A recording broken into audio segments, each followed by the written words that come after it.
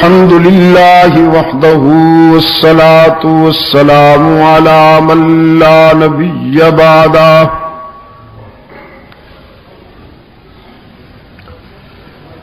وعلى آله وأصحابه الذين أوفوا عهده الذين هم مفاتيح الرحمة ومصابيح الغرر. أعوذ بالله من الشيطان الرجيم. بسم الله الرحمن الرحيم. ما آتاكم الرسول فخذوه وما نهاكم عنه فانتهوا واتقوا الله. صدق الله مولانا العظيم. وقال النبي صلى الله عليه وسلم لا يؤمن أحدكم حتى يكون هواه تبعا لما جئت به. وصدق رسوله النبي الأمي الكريم. ونحن على ذلك من الشاهدين والشاكرين والحمد لله رب العالمين.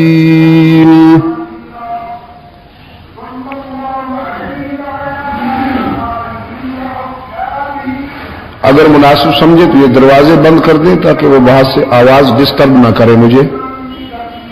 باہر والے دوست دوستوں،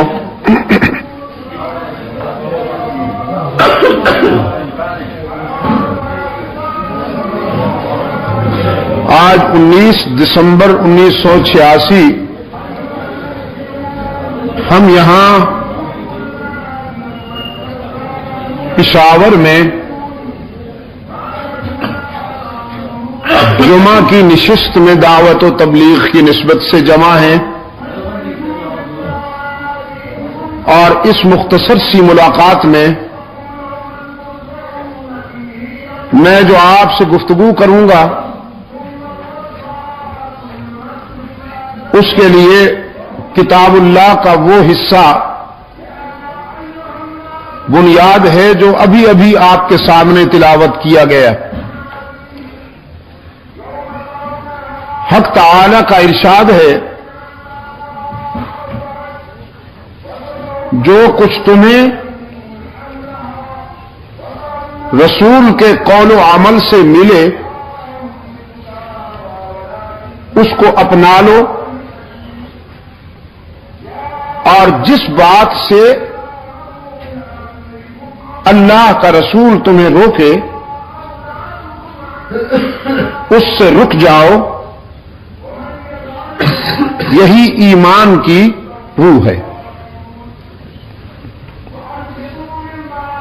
کہ اطاعت رسول میں تم اپنی ذاتی سوچ کو قربان کر دو.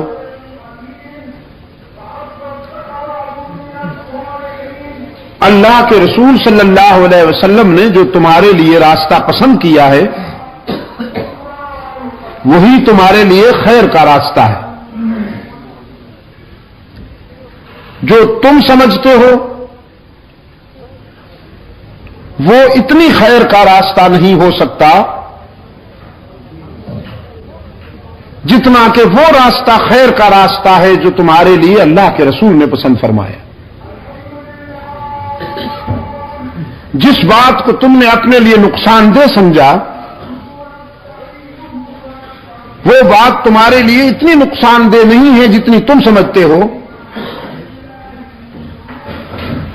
بلکہ اصل میں نقصان دہ وہ بات ہے جو اللہ کے رسول نے تمہارے لیے نقصان دہ سمجھی. وہ ایک معیار قائم کر دیا قرآن کریم نے فرزندان اسلام کے لیے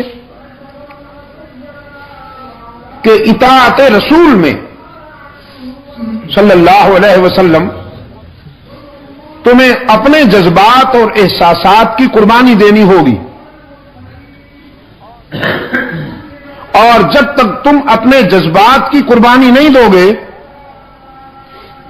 اس وقت تک اللہ کے رسول صلی اللہ علیہ وسلم کی اطاعت کا حق ادا نہیں ہو سکتا.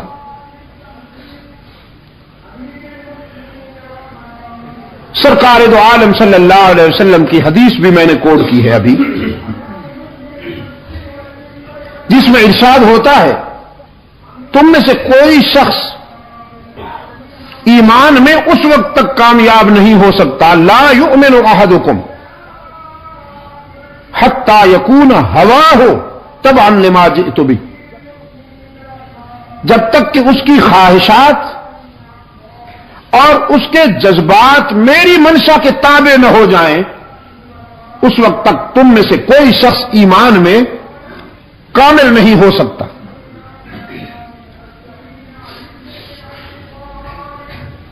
گویا مسلمان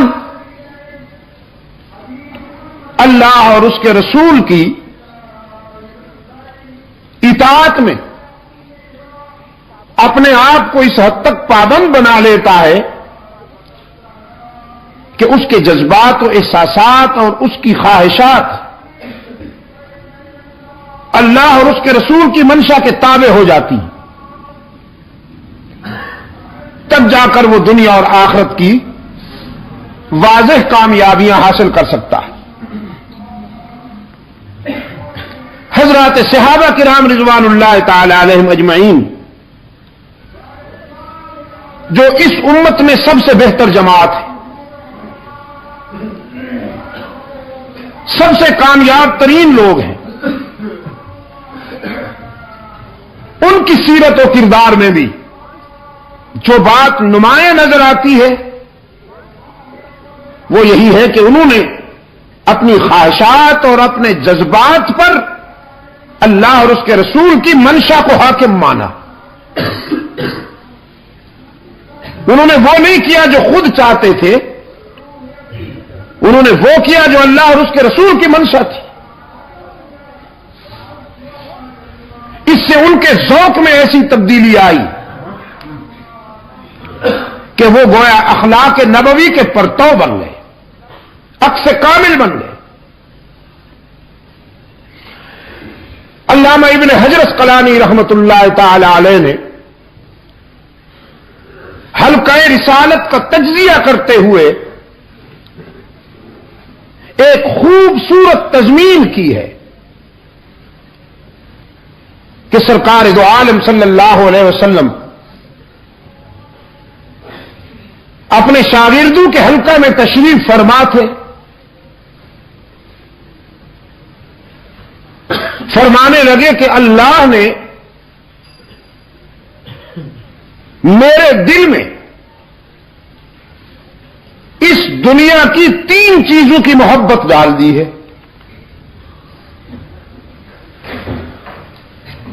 3 چیزوں کی محبت اللہ نے میرے دل میں ڈال دی ہے. صحابہ کرام رضوان اللہ تعالی علیہم اجمعین یہ معلوم کرنے کے لیے بے قرار ہو گئے کہ ہمارے آقا کو کون سی چیزیں پسند ہیں کہ ہم بھی انہیں چاہیں. یہ تو آپ جانتے ہیں کہ چاہنے والوں کے لیے محبوب کی پسند بھی محبوب ہوتی ہے. محبت کا تقاضا ہے، جب کسی سے محبت ہو جائے تو اس کی ہر ادا اچھی لگتی. فرمایا حبب الی من دنیاکم ثلاث،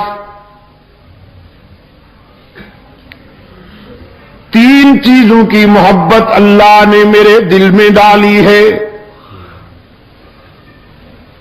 الطیب والنساء وفی روایت والمرأة الصالحة وجعلت قرۃ عینی فی الصلاۃ.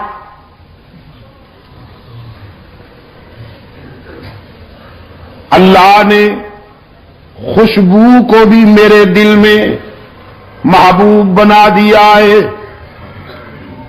خوشبو بھی بہت پسند ہے،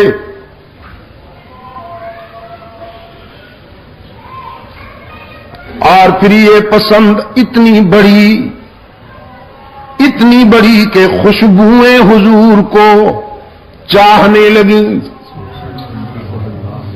سرکار دو عالم صلی اللہ علیہ وسلم کا سراپا اقدس ہر وقت مہکتا تھا،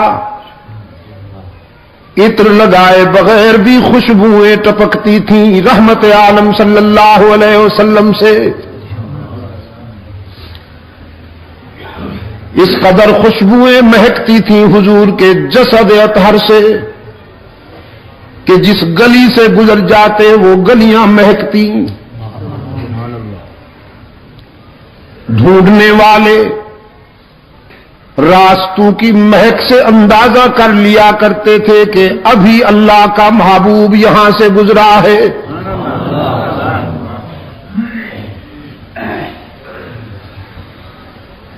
فرمایا نیک رفیقہ حیات بھی مجھے بہت پسند ہے، وہ بیوی جو اللہ کے حق بھی ادا کرے اور خامند سے بھی وفا کا ذوق رکھنے والی ہو،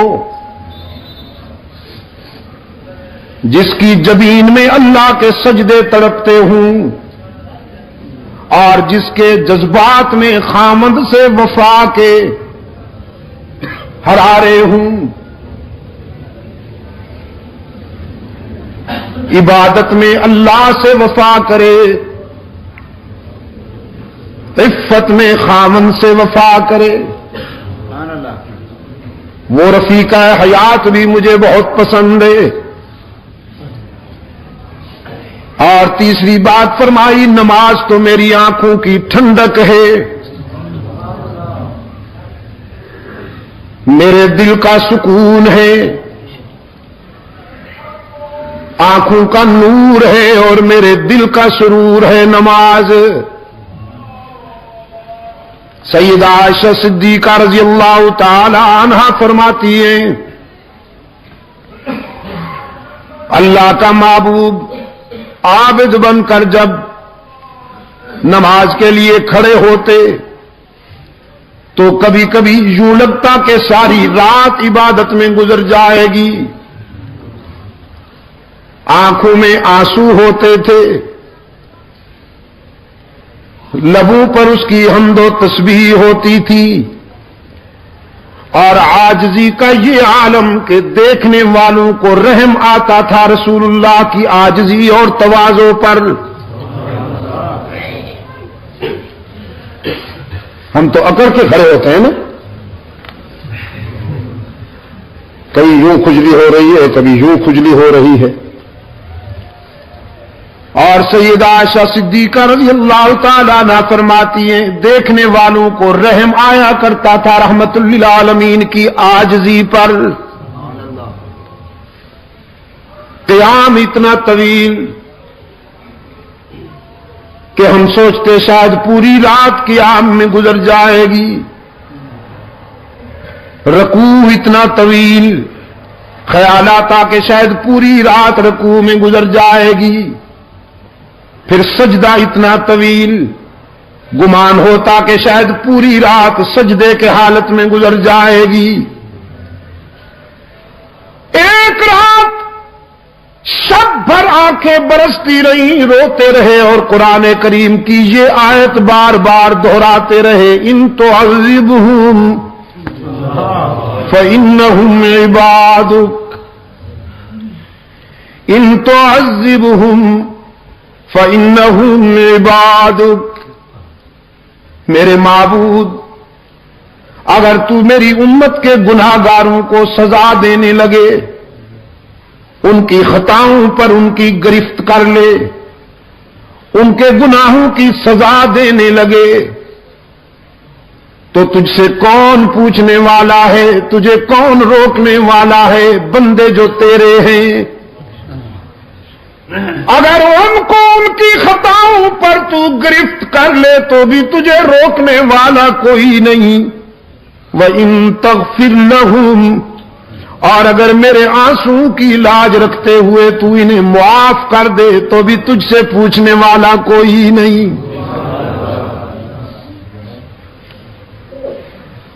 سیدہ عائشہ صدیقہ رضی اللہ تعالی عنہا فرماتی ہیں رحمت عالم صلی اللہ علیہ وسلم کے پائے اقدس سوج جاتے تھے، رو رو کر آنکھوں پہ ورم آ جایا کرتا تھا۔ ایک صبح رقت کے ساتھ سیدہ فرماتی ہیں اللہ کے محبوب آپ تو معصوم ہیں، آپ کی ذات سے خطا و سہو کا کوئی تصور بھی نہیں، پھر اس قدر عاجزی کیوں کرتے ہیں، اس قدر تواضع کیوں کرتے ہیں، ساری رات روتے رہتے ہیں۔ رحمت عالم صلی اللہ علیہ وسلم نے فرمایا افلا اکون عبدا شکورا، عائشہ میں اس کا شکر کیوں نہ ادا کروں جس نے یتیم کو سارے نبیوں کا امام بنا دیا، اس نے اپنے لطف و عطا میں کوئی کمی کی ہے کہ میں اس کے شکر میں کمی آنے دوں؟ فرمایا وجعلت قرۃ عینی فی الصلاۃ، نماز تو میرے آنکھوں کی ٹھنڈک ہے۔ فقام ابو بکر، صدیق اکبر رضی اللہ تعالیٰ عنہ کھڑے ہوئے، وفاؤں کا بادشاہ، وفاؤں کا بادشاہ، جب ہر طرف سے انکار ہو رہا تھا صدیق اکبر نے اقرار کیا، وفاؤں کا بادشاہ۔ جب ساری دنیا سوشل بائیکاٹ کر رہی تھی رحمت عالم سے، صدیق اکبر نے ایثار کا معیار قائم کر دیا۔ جب پتھر پھینکے جا رہے تھے صدیق اکبر نے سینے پہ پتھر کھائے۔ رحمت عالم صلی اللہ علیہ وسلم اس لیے فرمایا کرتے تھے سب کے احسانات کا بدلہ چکا دیا ہے، لیکن ابو بکر میرا وہ یار ہے کہ اس کے احسانات کا بدلہ حشر میں اللہ ادا کرے گا۔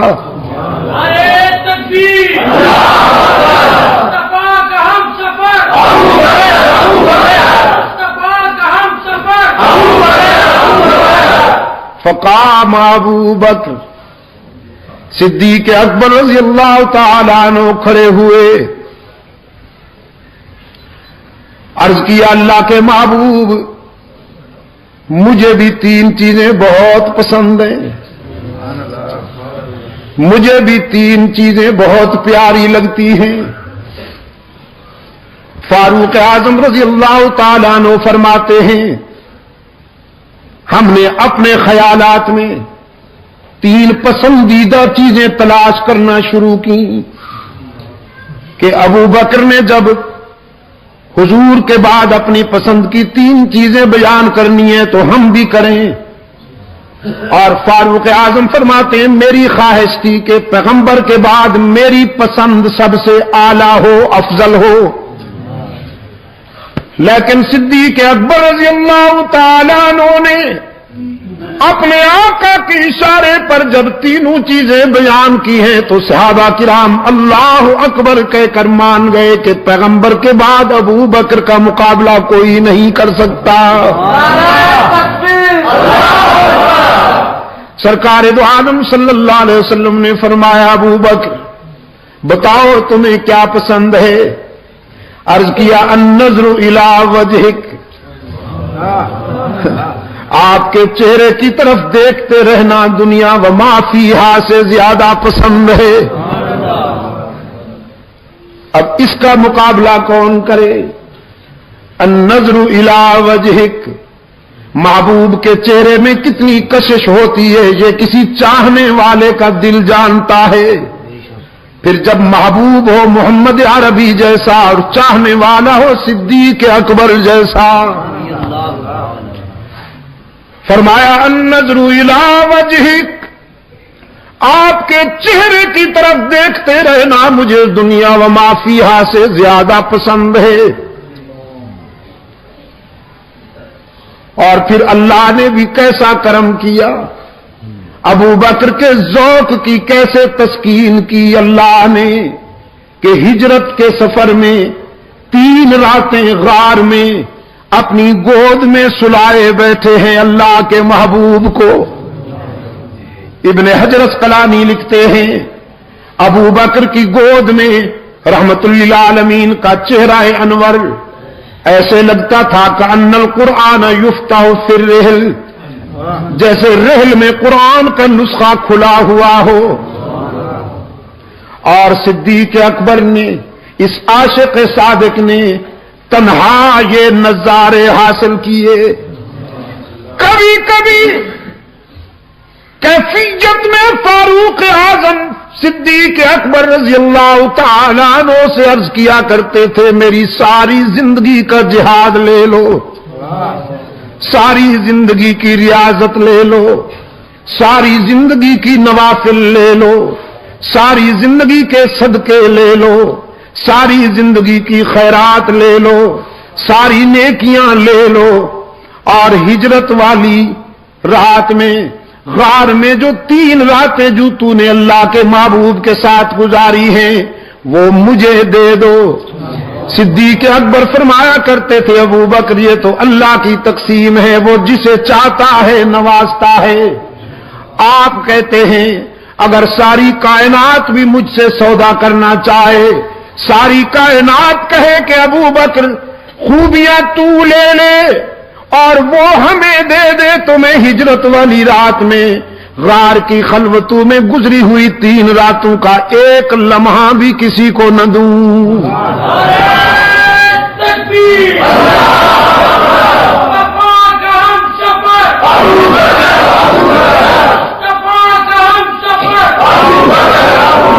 النظر الی وجہک، آپ کے چہرے کی طرف دیکھتے رہنا دنیا و ما فیہا سے زیادہ پسند ہے. وانفاق مالی علی امرک، آپ کی منشا پر اپنا سب کچھ قربان کر دینا بھی بہت پسند ہے.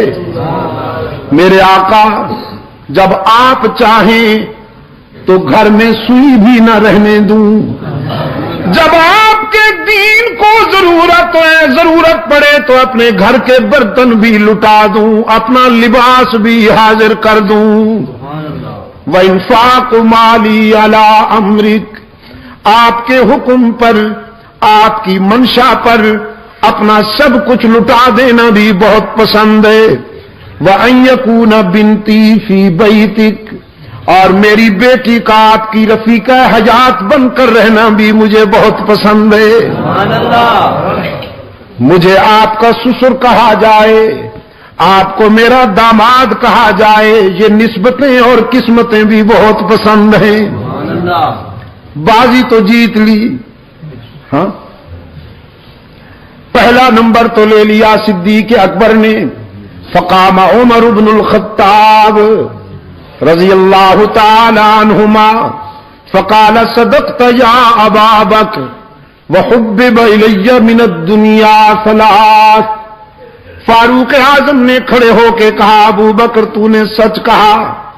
پھر اپنے قائد کی طرف دیکھتے ہوئے عرض کیا اللہ کے محبوب 3 چیزیں مجھے بھی بہت پیاری لگتی ہیں. رحمت عالم صلی اللہ علیہ وسلم نے فرمایا عمر بیان کرو تمہیں کون سی 3 چیزیں پسند ہیں. فاروق اعظم نے عرض کیا الامر بالمعروف والنہی عن المنکر والثوب الخلق. یہ آپ کو اولیاء کرام کی نشانیاں بتا رہا ہوں کہ اولیاء کرام کیسے ہوتے ہیں. فاروق اعظم نے عرض کیا اللہ کے محبوب نیکیوں کی اشاعت کرنا بہت پسند ہے، معروفات کی اشاعت کرنا بہت پسند ہے، اور برائیوں کا خاتمہ کرنا مجھے بہت پسند ہے. امر بالمعروف نہی عن المنکر بہت پسند ہے. اور تیسری بات عرض کی پھٹا پرانا لباس پہننا بھی بہت پسند ہے۔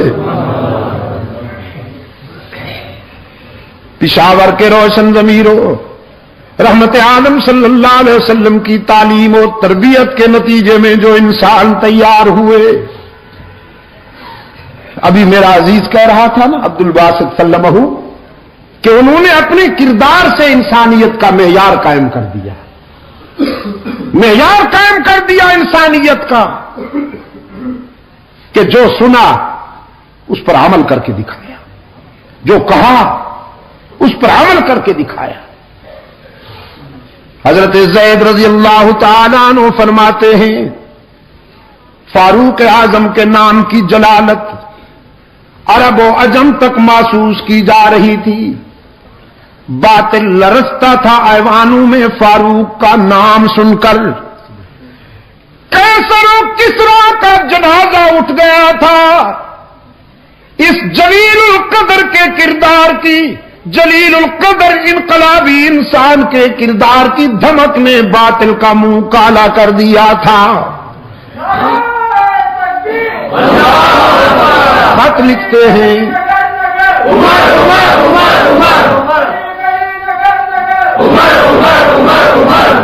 خط لکھتے ہیں تو دریا تعمیل کرتے ہیں، پیغام دیا تو ہواؤں نے تعمیل کی، پانی کا چلو پھینکا تو آگ بجھ گئی، کانپتی ہوئی زمین پر ٹھوکر ماری تو زلزلہ تھم گیا۔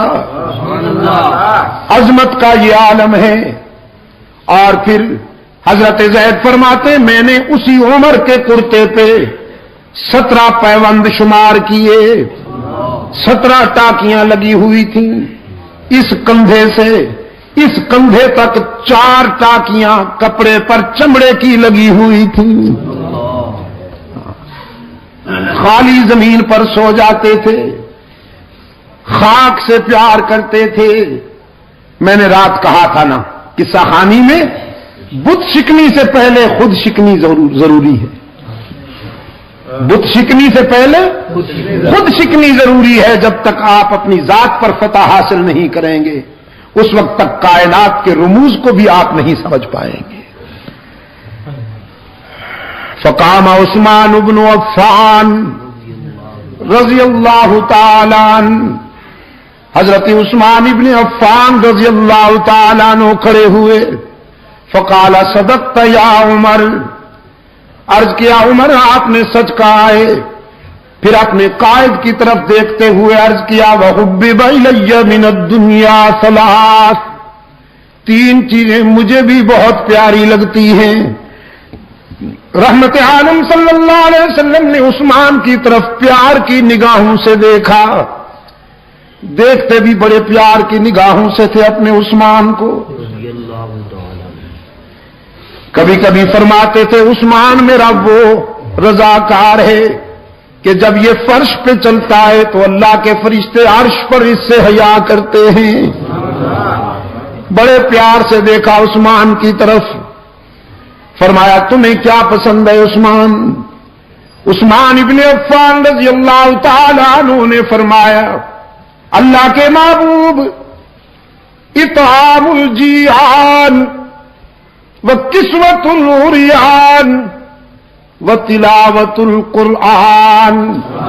نعرہ تکبیر، سامع القرآن، سامع القرآن۔ 3 چیزیں مجھے بھی بہت پسند ہیں۔ بھوکوں کو کھانا کھلانا پسند ہے،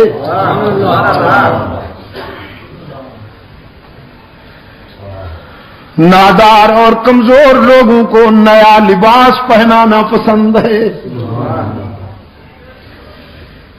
اور یہ وہ خوبیاں ہیں عثمان کی کہ زمانہ اسلام سے پہلے بھی عثمان کے دسترخوان پر بے شمار بھوکے کھانا کھاتے تھے، تلاش کرتے تھے کوئی نادار مل جائے، کوئی غریب الحال مل جائے کہ اس کے آنسو اپنے دامن میں لے لوں اور اپنی خوشیاں اس کے دامن میں ڈال دوں۔ اس وجہ سے عثمان ابن عفان کی مقبولیت کا یہ عالم تھا کہ زمانہ اسلام سے پہلے بھی عورتیں جب اپنے بچوں کو سلاتی تھیں، لوریاں دیتی تھیں، تو اپنے بچوں سے کہتی تھی سو جا میرے لال، میں تجھ سے اس طرح پیار کرتی ہوں جیسے قریش عثمان ابن عفان سے پیار کرتے ہیں۔ فرمایا اطعام الجیعان، بھوکوں کو کھانا کھلانا پسند ہے۔ یہ میں آپ کو اس لیے نہیں سنا رہا میرے عزیز دوستوں کہ آپ سنیں اور مزے لے لیں اور بس پھر بھول جائیں، میں اس لیے آپ کے دلوں میں یہ سچائیاں اتار رہا ہوں کہ اللہ آپ میں بھی یہ اخلاقی خوبیاں پیدا کرے۔ سرکار دو عالم صلی اللہ علیہ وسلم نے فرمایا اس نیک آدمی سے کہہ دو جو ساری رات عبادت کرتا ہے، تسبیح ہاتھ میں رکھتا ہے، ہر سال حج پہ جاتا ہے، عمرے بھی ادا کرتا ہے، ذکر و فکر میں محو رہتا ہے، لیکن جو رات کو پیٹ بھر کر سو جائے اور اس کے پڑوس میں کوئی انسان بھوکا تڑپتا رہے، رحمت للعالمین صلی اللہ علیہ وسلم نے فرمایا اس عابد شب زندہ دار سے کہہ دو کہ وہ ہم میں سے نہیں، ہم اس میں سے نہیں۔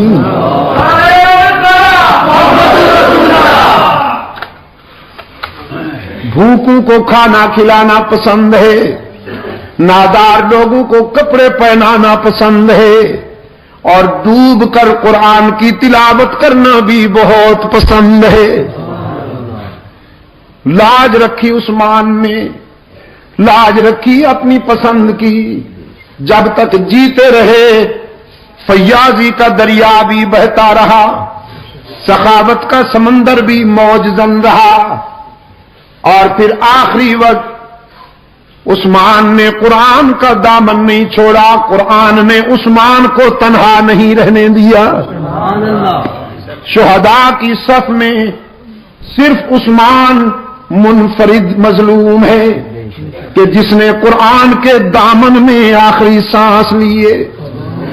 40 دنوں کے محاصرے میں جب سبائی ایجنٹ یہودی گنڈے جو کہلاتے تو اپنے آپ کو اسلامی تھے کہ ہم جماعت اسلامی ہیں، کہلاتے تو اپنے آپ کو اسلامی تھے، قرآن بھی ان کے ہاتھ میں تھے، داڑیاں بھی تھیں، لیکن عثمان کو خائن کہتے تھے، عثمان کو اقربا پرور کہتے تھے، عثمان پر الزام تراشیاں کرتے تھے۔ ان سیاسی گنڈوں نے حضرت عثمان کے گھر کا محاصرہ کیا، 40 دن تک عثمان پر آب و دانہ بند رکھا، پھر 40 دنوں کے بعد عثمان مظلوم پر یلغار کی۔ حضرت علی رضی اللہ تعالی عنہ حضرت عثمان کے پاس آتے ہیں، کہتے ہیں عثمان اب آپ کی مظلومیت برداشت نہیں، آپ امیر المومنین ہیں، ہم آپ کی حکم عدولی بھی نہیں کر سکتے، آپ ہمیں اجازت دیجیے کہ ہم ان گنڈوں کو ٹھکانے لگا دیں، یہ مٹھی بر شر پسند ہیں، تخریب کار ہیں، اجازت دیجیے۔ عثمان سب کچھ سننے کے بعد فرماتے ہیں علی میرا ضمیر گوارا نہیں کرتا کہ میری وجہ سے خون ریزی ہو اور مدینے کی گلیاں انسان کے خون سے سرخ ہو جائیں۔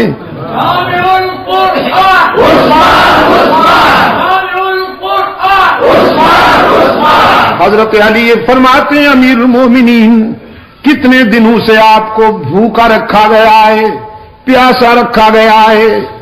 عثمان فرماتے ہیں علی بھائی آج تو پیاسا نہیں ہوں، آج تو سارے دکھ دور ہو گئے، آپ کے آنے سے کچھ دیر پہلے غنودگی کی کیفیت تھی، بے خودی کا عالم تھا، خواب میں رحمت للعالمین مسکراتے ہوئے ملے۔ رحمت عالم صلی اللہ علیہ وسلم نے فرمایا عثمان 2 راستے ہیں، ان میں سے ایک چن لو، ایک راستہ یہ ہے کہ اپنے دشمنوں کے لیے بد دعا کرو، وہ ہلاک ہو جائیں، زمین پھٹے گی اور غرق ہو جائیں، اور دوسرا راستہ ہے صبر والا، دوسرا راستہ ہے صبر والا، پہلا راستہ ہے جذبات والا اور دوسرا راستہ ہے صبر والا۔ تو اگر صبر کرو، روزہ رکھا ہوا ہے آپ نے، افطاری ہمارے ہاں عالم برزخ میں آ کے کرنا۔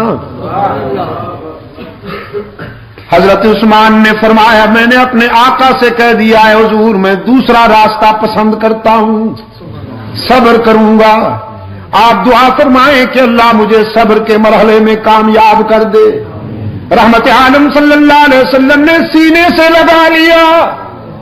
حضرت عثمان فرمانے لگے میرے سینے پر حضور اکرم صلی اللہ علیہ وسلم نے پیار کا ہاتھ رکھا، ساری پیاس دور ہو گئی، میں اب تک دل کی گہرائیوں میں حضور کے ہاتھ کی ٹھنڈک محسوس کر رہا ہوں۔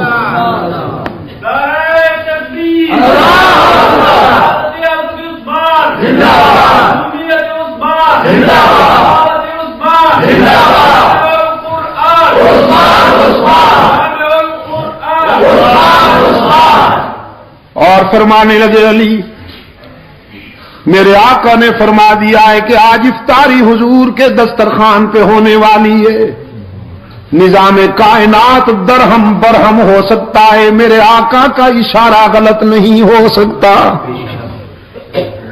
صبر کروں گا، آپ بھی صبر کیجئے۔ نماز عصر پڑھی، لباس بدلا، قرآن کو سامنے کھول کر بیٹھ گئے۔ بڑی تختی والا قرآن کریم تھا، چمڑے کے اوراق پہ لکھا ہوا۔ قرآن کریم کی تلاوت شروع کر دی۔ پہلے پارے کی آخری آیتیں تلاوت ہو رہی تھی کہ قاتل دیوار پھاند کر اندر آ گئے۔ حضرت عثمان کے سینے میں انہوں نے سلاخیں اتاری، داڑھی مبارک کو پکڑ کر نوچا، سینے میں سلاخیں اتاری۔ گھائل ہو کر حضرت عثمان کے سینے سے خون کا فوارہ نکلا، قرآن نے اپنے ورقوں میں محفوظ کر لیا۔ قرآن کے ورقے خون عثمان سے رنگین ہو گئے، اور پھر جب گھائل ہو کر گرے تو عثمان قرآن ہی کے دامن میں جا گرے۔ عثمان نے قرآن کو اور قرآن نے عثمان کو سینے لگا کر یاری پکی کر لینا۔ حشر کے میدان میں شہداء جب اللہ کی عدالت میں پیش ہوں گے، کسی شہید کی شہادت کی گواہی ریت کے ذرے دیں گے، کسی شہید کی شہادت کی گواہی تلوار کی دھار دے گی، کسی شہید کی شہادت کی گواہی خنجر دے گا، کسی شہید کی شہادت کی گواہی خون گریبان دے گا، تیر و کمان دے گا۔ عثمان وہ مظلوم ہے، اس کی شہادت کی گواہی اللہ کا قرآن دے گا۔ عثمان نے جان دے دی لیکن قرآن کا دامن نہ چھوڑا۔ اطعام الجیان وکسوۃ العریان وتلاوۃ القرآن، تین چیزیں عثمان نے بیان کی۔ فقام علی بن ابی طالب رضی اللہ تعالی عنہ فقال صدقت یا عثمان، حضرت علی کھڑے ہوئے، فرمایا عثمان آپ نے سچ کہا ہے۔ پھر اپنے قائد کی طرف دیکھتے ہوئے عرض کیا وحبب الی من الدنیا ثلاث، اللہ کے محبوب مجھے بھی تین چیزیں بہت پسند ہیں۔ رحمت عالم صلی اللہ علیہ وسلم نے شفقت کی نگاہوں سے اپنے پیارے علی کو دیکھا، فرمایا علی بیان کرو تمہیں کیا پسند ہے؟ عرض کیا الخدمت للضعیف والضرب بالسیف والصوم فی الصحیف، مہمان کی خدمت کرنا بھی بہت پسند ہے، راہ حق میں تلوار چلانا بھی بہت پسند ہے، اور شدید گرمیوں میں روزے رکھنا بھی بہت پسند ہے۔ نعرہ تکبیر، چمن چمن کلی کلی، چمن چمن کلی کلی۔ مہمان آ جائے میرے گھر میں تو جی چاہتا ہے جو کچھ گھر میں ہو دسترخوان پہ رکھ دوں، میدان کارزار میں جی چاہتا ہے کہ کفر کی صفیں الٹ کے رکھ دوں، اور شدید گرمی میں اللہ کو راضی کرنے کے لیے روزے رکھ کر اپنے نفس کو مغلوب کرنا بھی میری چوائس ہے اور میرا ذوق ہے۔ علی کے روزے کھجور کا دانہ پانی پی کر سحری کر لی اور پھر نان جمی سے افطاری کر لی۔ ہماری سحریاں اور ہماری افطاریاں، اللہ اکبر، سحری اتنی بھرپور کہ افطاری تک کھانے کو کچھ جی نہ چاہے، پھر افطاری اتنی بھرپور کہ سحری تک کچھ طلب ہی نہ رہے۔ اللہ قبول فرما لے۔ رمضان تو آتا ہے روحانیت کی تعمیر کے لیے کہ ذرا باڈی کلوز ہو جائے، روح میں طاقت آ جائے۔ ہم رمضان میں بھی جسم کو پالتے ہیں، باڈی پلتی ہے ہماری، ورنہ حضرت علی رضی اللہ تعالیٰ عنہ کی افطاری کا یہ عالم ہے۔ افطاری تیار ہو رہی ہے، نان جمی تیار ہو رہا ہے، سیدہ فاطمہ کے ہاتھ روٹیاں بنا رہے ہیں۔ افطاری کا وقت قریب آ گیا، ایک ایک روٹی سب کے آگے رکھی ہے۔ باہر دستک ہوئی، انا ابن السبیل، مسافر ہوں، سوالی کی آواز آئی۔ حضرت علی رضی اللہ تعالیٰ عنہ نے اپنی روٹی اٹھا کر اپنے بڑے فرزند حضرت حسن کو دیتے ہوئے فرمایا، جاؤ لخت جگر میرے حصے کی روٹی سوالی کو دے کے آ جاؤ، میں پانی پی کر افطاری کر سکتا ہوں۔ حضرت حسن رضی اللہ تعالیٰ عنہ نے روٹی لے لی، عرض کیا ابا حضور اگر اجازت ہو تو میں اپنے حصے کی روٹی بھی سوالی کے لیے لے جاؤں۔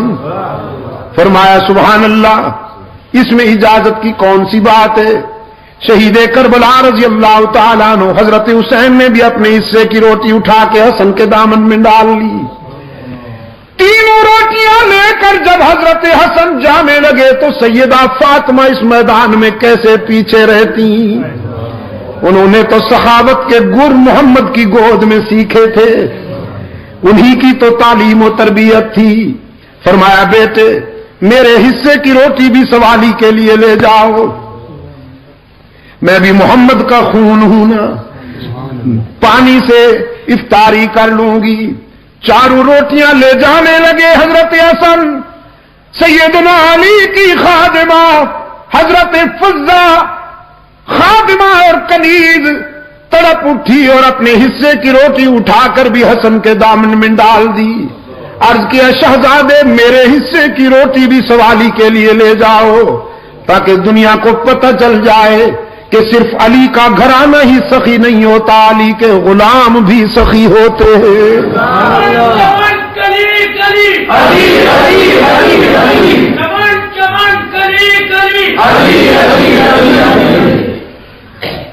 فرمایا تین چیزیں مجھے بھی پسند ہیں، مہمان کی خدمت کرنا بہت پسند ہے، راہ حق میں شمشیر چلانا بھی بہت پسند ہے، اور گرمی میں روزے رکھنا بھی بہت پسند ہے۔ ابن حجر اسقلانی لکھتے ہیں فبیناہم اذ جاء جبرائیل، یہ باتیں ہو رہی تھیں کہ جبرائیل امین آ گئے۔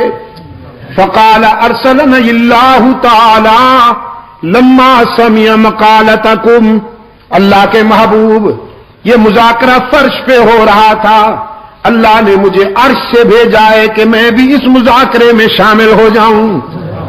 تین چیزیں اپنی بھی بیان کرنے آیا ہوں اور تین چیزیں اللہ کی پسند کی بھی بیان کرنے آیا ہوں۔ فرمایا ان کنت من اہل الدنیا، اگر میں دنیا والوں میں سے ہوتا تو پھر سنیے تین چیزیں میری بھی پسند کی ہیں۔ ارشاد الضالین، گم کردہ راہوں کو سیدھے راہ پہ ڈالنا پسند ہے، جن سے راستہ کھو جائے انہیں صراط مستقیم پر لگانا پسند ہے۔ ومعاونۃ اہل عیال الموسرین، ارشاد الظالین ومعاملۃ اہل عیال الموسرین والحب للغرباء القانتین. تین چیزیں بہت پسند ہیں: گمراہوں کو راہ راست پہ لگانا، اور ان غریبوں سے دوستی کرنا جن کی جیب تو خالی ہو لیکن ضمیر محفوظ ہو. کمال تشنگی میں بھی جگر کا خون پی لیں پر کسی کے سامنے دستے دلت دراز نہ کریں. یہ عسرت اور یسرت. عزیز دوستو، غربت اور ثروت دونوں آزمائشیں ہیں. کبھی حق تعالی جیب بھر کے امتحان لیتے ہیں، کبھی خالی کر کے امتحان لیتے ہیں، کبھی سب کچھ دے دیتے ہیں یہ دیکھنے کے لیے کہ یہ اکڑتا ہے، میری دی ہوئی نعمتوں پر شکر کرتا ہے یا اکڑتا ہے. اپنے بندوں کا امتحان لیتے ہیں، جیب بھر دیتے ہیں، اور کبھی جیب خالی کر لیتے ہیں یہ دیکھنے کے لیے کہ مجھ سے مانگتا ہے یا لوگوں کے دروازوں پہ گداگر بن کے جاتا ہے. کامیاب ہونے والے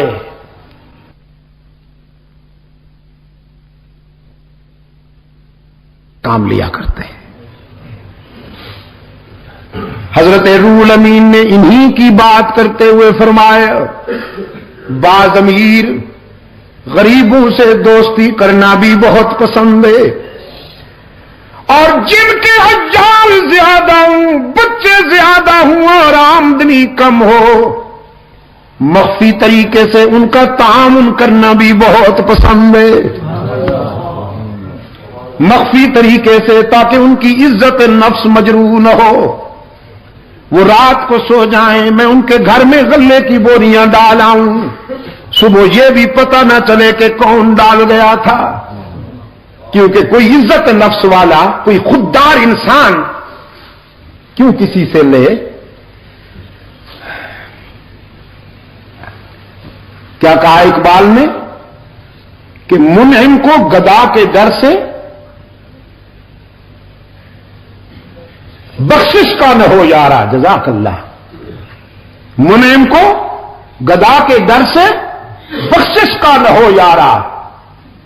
یہ ہے مومن کی خودداری اور اس کی عزت نفس، سیلف ریسپیکٹ، کہ اس کو کوئی دینا بھی چاہے تو اس کی عزت نفس کے ڈر سے نہ دے سکے کہ کہیں یہ ٹھکرا نہ دے کہ تو کون ہے مجھ کو دینے والا، میں تو اللہ سے لینے والا ہوں.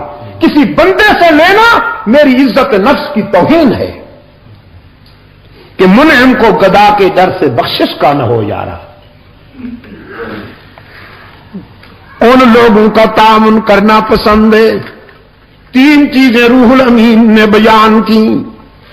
اب صحابہ کرام بھی رحمت للعالمین بھی صلی اللہ علیہ وسلم یہ سننے کے لیے بے قرار تھے کہ ہمارے رب کو کیا پسند ہے. حضرت روح الامین نے عرض کیا اپنے بندوں کی طرف سے تین چیزیں اللہ کو بھی بہت پسند ہیں: بذل الاستطاعة والصبر عند الفاقة والبكاء عند الندامة. جب کوئی جوان اپنی جوانی اور اپنا شباب اللہ کے راستے میں خرچ کرتا ہے تو وہ بھی اللہ کا محبوب بن جاتا ہے. اسے بھی اللہ بہت پیار کرتے ہیں. غزوہ احد میں سرکار دو عالم صلی اللہ علیہ وسلم کے قریب ایک منچلا سا نوجوان آیا. ہاتھوں میں اس کے کھجور کا خوشہ تھا، تازہ کھجوروں کا خوشہ تھا. عرض کیا اللہ کے محبوب، یہ میری چمکتی ہوئی رانا جوانی اگر میں اسے قربان کر دوں، ٹکرا جاؤں اللہ کے دشمنوں سے، تو کیا ملے گا؟ رحمت عالم صلی اللہ علیہ وسلم نے فرمایا اللہ کی خوشنودی اور اس کی مسکراہٹ ملے گی۔ وہ نوجوان کہنے لگا اچھا اللہ کی مسکراہٹ ملے گی، خوشا پھینکا اور ہستی نے چڑھا کر تلوار لے کر نعرے تکبیر لگا کر ایسے گھس گئے کفار کی صفوں میں جیسے بادلوں میں چاند گھس جاتا ہے۔ سرکار دو عالم صلی اللہ علیہ وسلم نے وہ منظر بڑی شفقت کے ساتھ دیکھا، بڑی گہری توجہ کے ساتھ دیکھا کہ کفار کے پاؤں اکھڑ گئے، وہ جدھر جاتا تھا لاشوں کے انبار لگاتا جاتا تھا، اور پھر زخم کھاتا ہوا آگے بڑھتا چلا گیا۔ کسی نے پوچھا نوجوان کہاں جاتے ہو؟ وہ نوجوان پلٹ کے دیکھتا ہے، چہرے پہ مسکراہٹ ہے، خون بھی ہے اور چہرے پہ مسکراہٹ ہے۔ کہنے لگا کیوں روکتے ہو؟ احد کے دامن میں جنت کی خوشبو آ رہی ہے، وہیں جانا چاہتا ہوں۔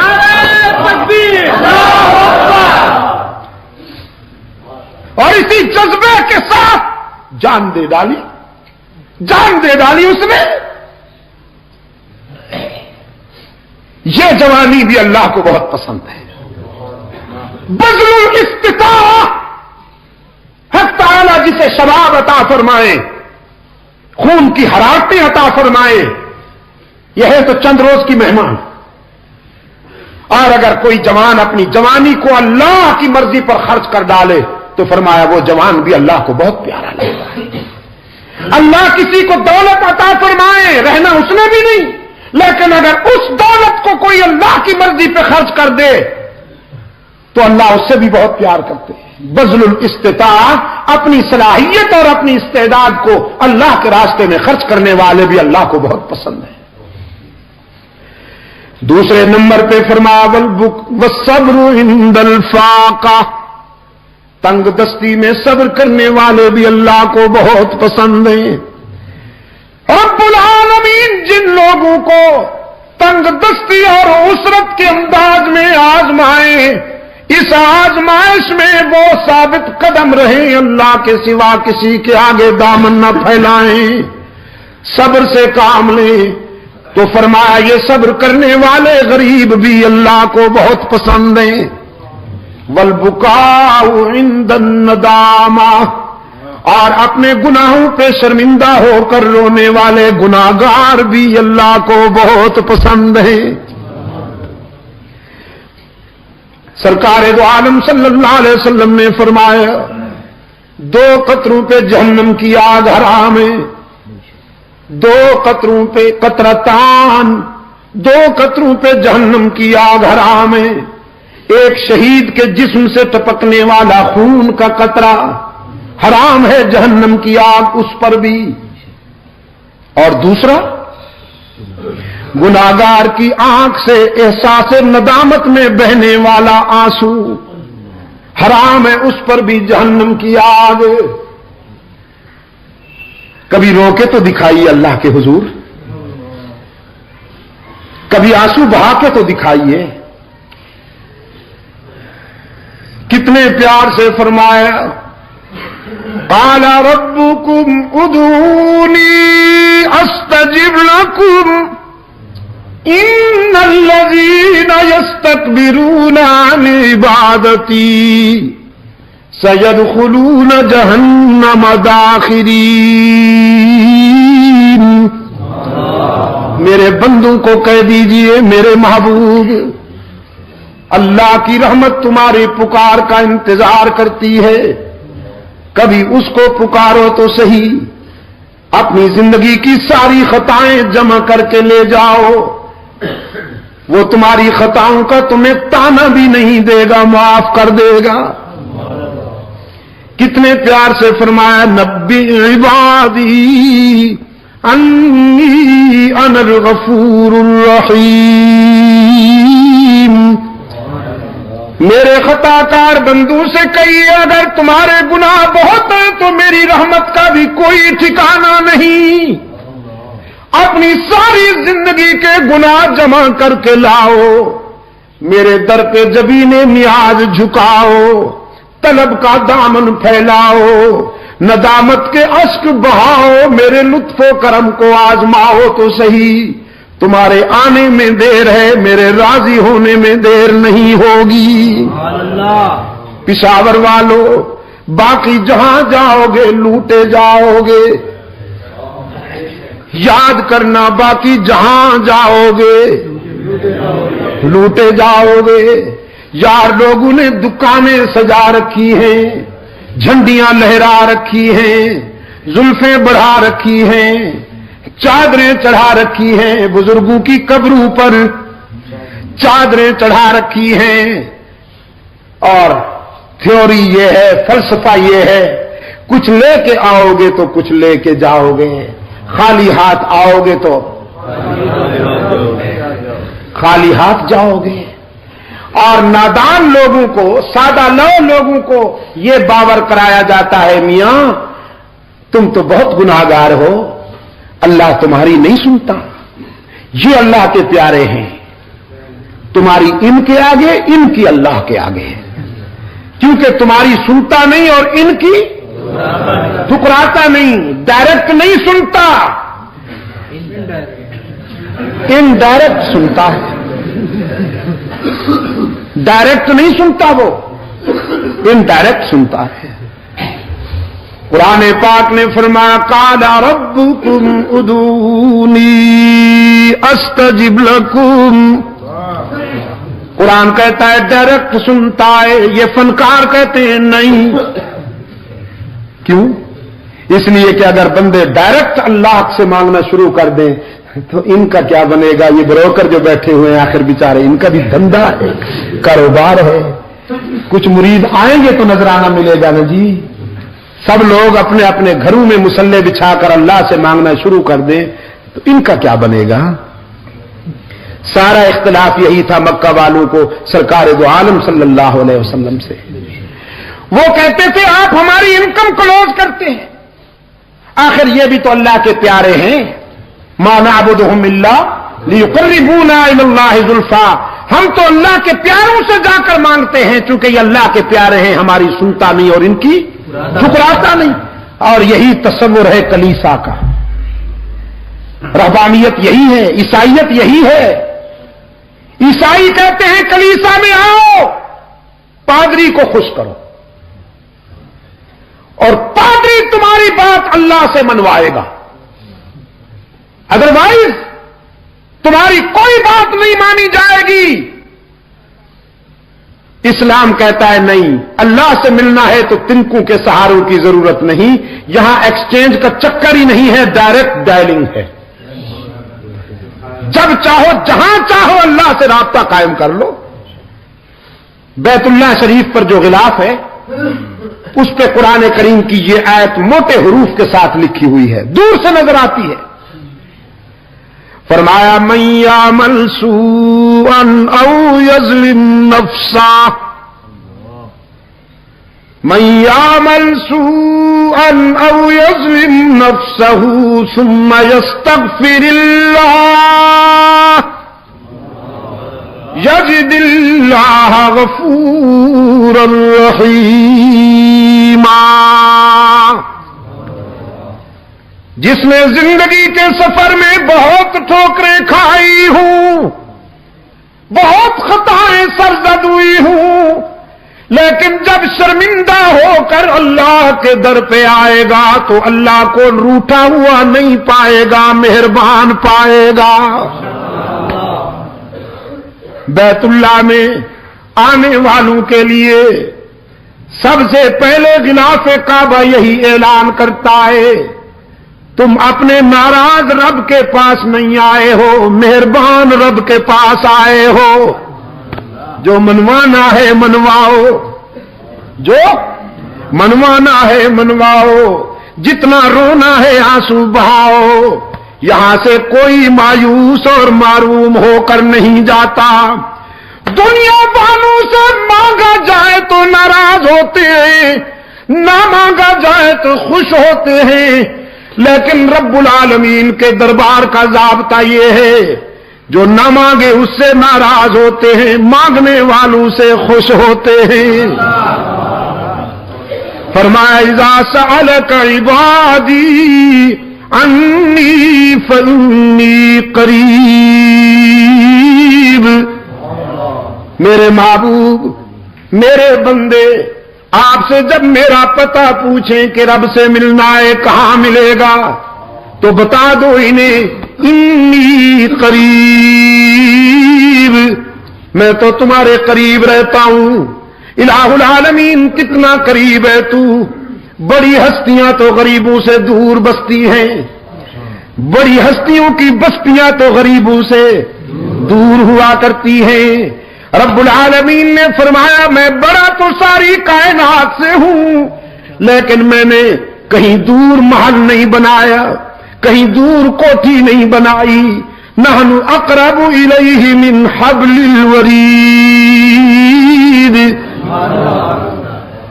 میں تو تیرے وسط قلب میں رہتا ہوں، دل کی گہرائیوں میں رہتا ہوں۔ جب اتنا قریب ہوں تو پھر مجھے پکارا کرنا، میرے سامنے درد دل بیان کیا کرنا، باقی جہاں جائے گا تانا ملے گا۔ صرف یہی در ہے یہاں تانا دیے بغیر ساری خطائیں معاف کر دی جائیں گی۔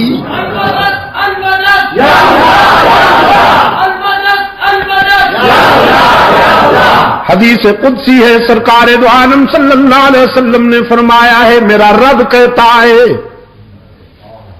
جب کوئی بوڑھا گناہگار میرے در پہ روتا ہوا آئے، جس کے نامہ اعمال میں ایک بھی خوبی نہ ہو، ساری زندگی بغاوت میں گزار دی، شباب کا نشہ تھا، جوانی کا غرور تھا، دولت کی مستی تھی، برادری اور پارٹی کی ترنگ تھی، رگوں میں گرم گرم خون کی روانی تھی، بغاوت میں زندگی گزار دی۔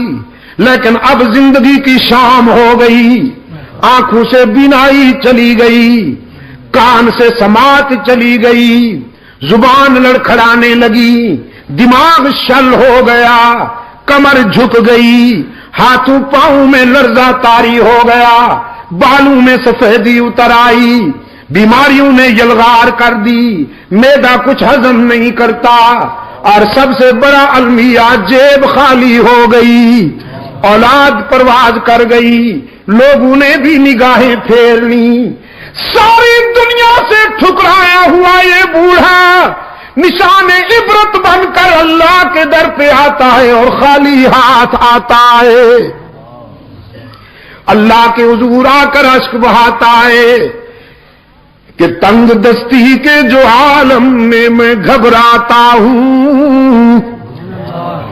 یہ بھی کسی کسی کی قسمت ہوتی ہے کہ وہ اپنے در پہ بلا لے۔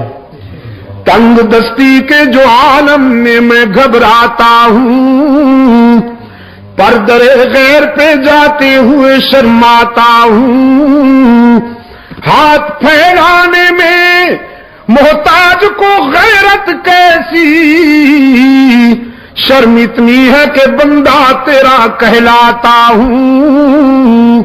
الہ العالمین سجدے بھی نہیں کہ سفارش کے طور پر پیش کروں، آہیں بھی نہیں، تسبیحات بھی نہیں، صدقات بھی نہیں، خیرات بھی نہیں، قیام بھی نہیں، رکوع بھی نہیں، حج بھی نہیں، عمرے بھی نہیں، خالی ہاتھ آیا ہوں اور اس یقین کے ساتھ آیا ہوں کہ اگر تو نے دستگیری نہ کی تو ہلاک ہو جاؤں گا۔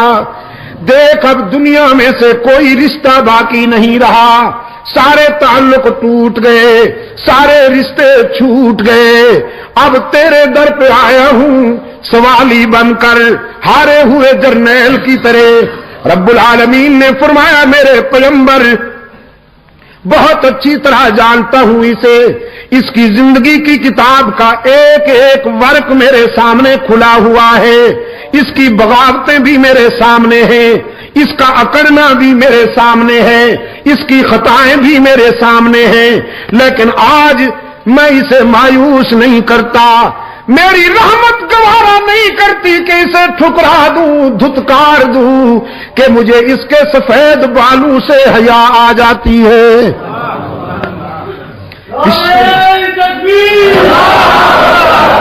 پشاور کے روشن ضمیروں، بیٹے کو باپ کے سفید بالوں سے حیا نہیں آتی، لیکن رب العالمین کو اپنے بندے کے سفید بالوں سے حیا آ جاتی ہے۔ فرمایا والبکاء عند الندامہ، احساس ندامت میں، شرمندگی میں رونے والے گناہگار کے آنسو بھی اللہ کو بہت پسند ہیں۔ بغیر تانا دیے معاف کرنے والا کون؟ ہی کی ضرب لگاؤ، یہاں کے در و دیوار کو گواہ بناؤ کہ اے اللہ ہم نے تجھ سے کیا ہوا وعدہ نبھانے کی کوشش کی ہے۔ گواہ بناؤ یہاں کے ذرے ذرے کو، آواز پہنچاؤ ان تک۔ بغیر کچھ لیے سب کچھ دینے والا کون؟ گناہگاروں اور خطا کاروں کو تانا دیے بغیر معاف کر دینے والا کون؟ ہم سب کا دستگیر کون؟ حاجت روا کون؟ مشکل کشا کون؟ نبیوں کا حاجت روا کون؟ رسولوں کا مشکل کشا کون؟ نبیوں رسولوں نے آزمائش کے وقت کس سے مدد مانگی؟ سب سے پہلے نبی، سب سے پہلے پیغمبر حضرت آدم نے آزمائش کے وقت اللہ کے حضور دامن پھیلایا، ربنا ظلمنا انفسنا وان لم تغفر لنا وترحمنا لنكونن من الخاسرین۔ آدم کا مشکل کشا کون؟ یونس کا مشکل کشا کون؟ ابراہیم کا مشکل کشا کون؟ یعقوب کا مشکل کشا کون؟ یوسف کا مشکل کشا کون؟ کنویں میں یوسف کی جان بچانے والا کون؟ شاہی محل میں یوسف کی آن بچانے والا کون؟ رحمت للعالمین کا مشکل کشا کون؟ صدیق کا مشکل کشا کون؟ فاروق کا مشکل کشا کون؟ عثمان کا مشکل کشا کون؟ علی کا مشکل کشا کون؟ او بھی کے بیمارو، اللہ تمہیں شفائے کاملہ عطا فرمائے۔ اللہ بھی نہیں، اللہ بھی نہیں، اللہ ہی۔ علی کا مشکل کشا کون؟ علی رونے والا، آنسو پوچھنے والا کون؟ علی مانگنے والا، دامن بھرنے والا کون؟ علی بیمار ہونے والا، صحت دینے والا کون؟ علی جھکنے والا، جھکنے سے پاک کون؟ علی عاجزی کرنے والا، تواضع سے پاک کون؟ علی بیٹوں والا، بیٹوں سے پاک کون؟ علی بیویوں والا، بیویوں سے پاک کون؟ علی رشتوں عزیزوں اقربا والا، رشتوں عزیزوں سے پاک کون؟ مشکل کشا کون؟ حاجت روا کون؟ کار ساز کون؟ دستگیر کون؟ زندگی رہی تو رات کو پھر یہاں سے شروع کریں گے بات انشاءاللہ۔ کہاں بھائی؟ تو آپ کو تو پہلے سے پتا ہے، پتا تو مجھے نہیں۔ اس کا مطلب یہ ہے کہ مجھے آپ بتائیے کہ کہاں ہے۔ آپ کو تو اللہ کے فضل سے پتا ہے۔ میں دعا کرتا ہوں تبلیغ قرآن و سنت کے رضاکاروں کے لیے اللہ اس انجمن کو اور زیادہ دین کی تبلیغ کی توفیق مرحمت فرمائے۔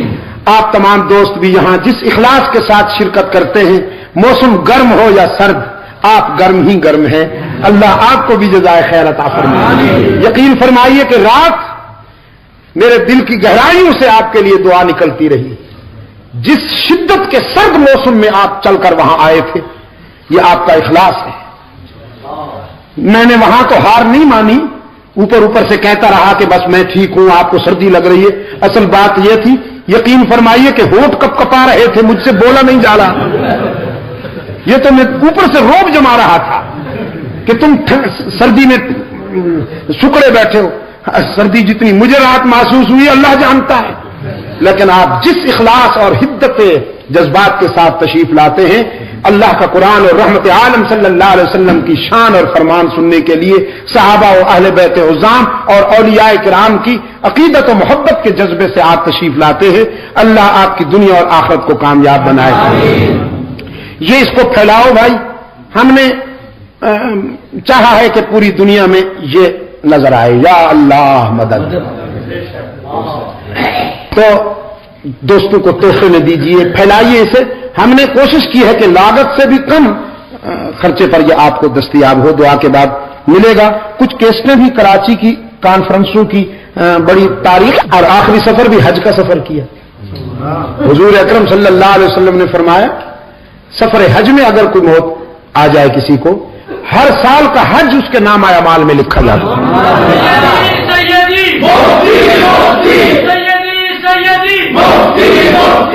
اللہ کی کروڑوں رحمتیں ہوں اس درویش پر. حج کے سفر میں ہی حضور اکرم صلی اللہ علیہ وسلم کے عشق و محبت کے سفر میں دنیا ہی چھوڑ دی کہ کیا خواہ یہ دنیاوی سفر کرتا پھروں, بس دائمی زندگی میں جا کے انہی کے قدموں میں بیٹھ گئے. تو ان کا بھی اب چند ایک میرے خیال میں باقی ہے, جس کا میں رضاکار ہوں. مجلس تحفظ حقوق اہل سنت یہ امانت ہے میری.